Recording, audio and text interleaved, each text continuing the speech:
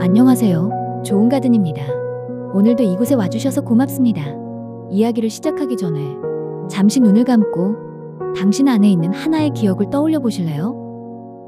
누군가를 놓아야만 했던 순간, 혹은 정말 놓을 수 없어 마음 깊숙이 묻어두었던 그 기억.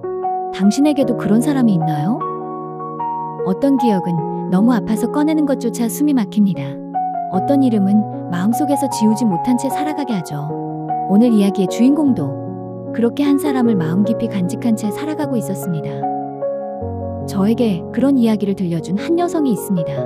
그녀는 말했습니다. 선생님, 저는 엄마가 아니게 되었어요. 잠시 말을 잇지 못했습니다. 그녀는 고개를 떨군 채 한참을 가만히 있었고 그 고요 속에서 눈물만이 턱 아래로 떨어졌습니다. 그녀는 아이를 떠나보낸 엄마였습니다. 아니, 떠나보낼 수 없었던 엄마였습니다. 3살이 되기 전에 세상을 떠난 아이. 그 작고 따뜻했던 손, 가끔 중얼거리던 이름 없는 말들, 그리고 마지막으로 남겨진 아기 이불 하나. 그녀는 그 이불을 아직도 개지 못했다고 했습니다. 아이의 냄새가 가득 배어 있어 그걸 펼치면 아이가 다시 돌아올 것만 같아서요. 놓는다는 건 있는 게 아니에요. 그녀가 그 말을 들었을 때 조용히 고개를 끄덕였습니다. 우리는 종종 놓아야 한다는 말을 듣습니다. 그래야 앞으로 나아갈 수 있다고. 하지만 때로는 그 말이 잊으라는 명령처럼 들립니다. 이제 잊어야지. 그만 좀 붙잡고 살아. 언제까지 그럴 거야? 그러나 놓는다는 건 있는 것이 아닙니다. 놓는다는 건 그 기억과 그 사랑을 다른 방식으로 품는 것입니다.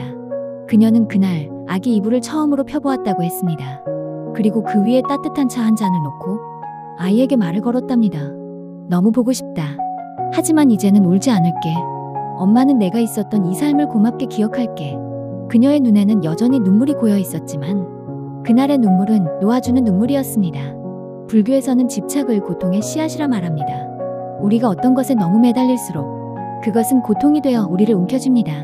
하지만 집착을 내려놓는다는 건 사랑하지 않는다는 말이 아닙니다. 오히려 더 깊은 사랑의 방식입니다. 불교에서는 그걸 자비라고 부릅니다. 내가 아끼는 존재를 위해 그 고통을 나누고 그 무게를 가볍게 해주는 마음. 그녀가 말했습니다. 그날 이후로 저는 아이를 내 품에서 놓았어요. 그 대신 제 마음속에 더 깊이 안았어요. 이젠 매일 울지 않아요. 대신 매일 이야기해요. 이야기를 들으며 문득 떠오른 생각이 있었습니다. 사람은 누구나 자신만의 작별 인사를 준비해야 한다는 것.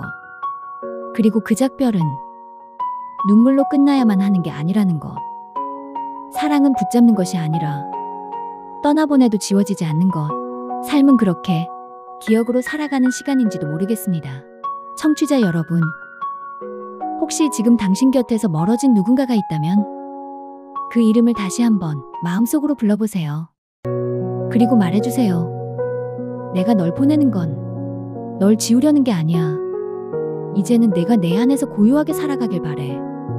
당신의 아픈 마음, 오늘은 조금 가벼워지길 바랍니다. 그리고 기억하세요. 놓는다는 건 있는 게 아니었다라는 걸. 우리는 하루에도 수많은 사람을 지나칩니다.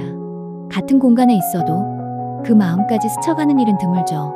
하지만 가끔, 정말 가끔 전혀 예상하지 못한 순간에 누군가의 작은 온기가 나를 붙잡아준 적 당신에겐 없었나요? 다음 이야기는 차가운 하루 속 작은 온기를 건네받았던 한 사람의 이야기입니다. 그날은 유난히 바람이 찼습니다.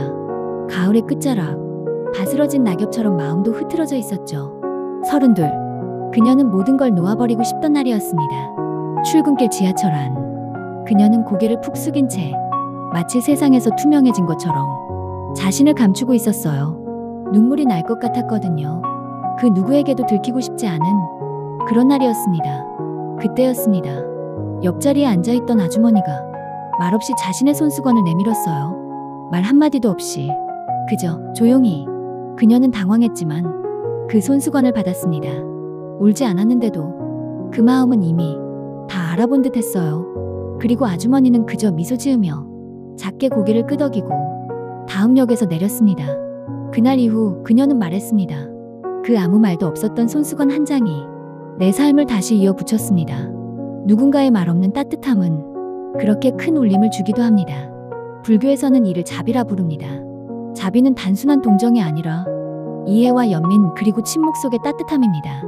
우리는 자주 뭘 해줘야 하나라는 부담 속에서 마음을 내미는 법을 잊고 삽니다. 하지만 진짜 위로는 말이 아니라 존재 그 자체에 온기일 때가 많습니다. 보시, 불교에서 말하는 가장 큰 덕목 중 하나입니다. 이건 꼭 물질을 주는 행위만이 아닙니다. 웃음 하나, 말 한마디, 침묵 속의 손수건 하나, 그것이 어떤 이에게는 세상을 붙잡는 끈이 되기도 합니다. 혹시 요즘 마음이 어두운 사람을 알고 계신가요? 꼭 거창한 위로를 하지 않아도 좋습니다.